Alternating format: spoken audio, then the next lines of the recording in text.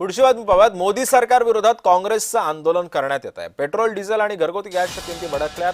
सरकारच्या अन्यायी आर्थिक धोरणांमुळे देशामध्ये महागाईची लाट उसळली आहे. काँग्रेसचा मोर्चातून सरकारवरती थेट आरोप करण्यात आलाय. ब्रह्मपुरीमध्ये विजय वडेट्टीवारांच्या नेतृत्वात हा मोर्चा काढण्यात येतो. मोदी सरकार हाय हाय, मोदी सरकार हाय हाय, फडणवीस सरकार हाय हाय, फडणवीस सरकार हाय हाय, फडणवीस.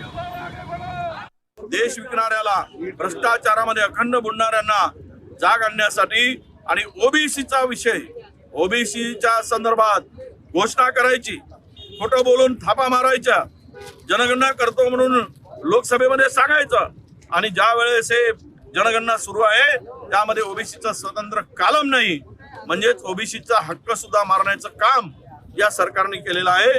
हे मेलोडी सरकार, मेलोडी चॉकलेट वाट्या सरकारचा आम्ही जाहीर निषेध करायसाठी हे आंदोलन आज इथे करतो आहोत.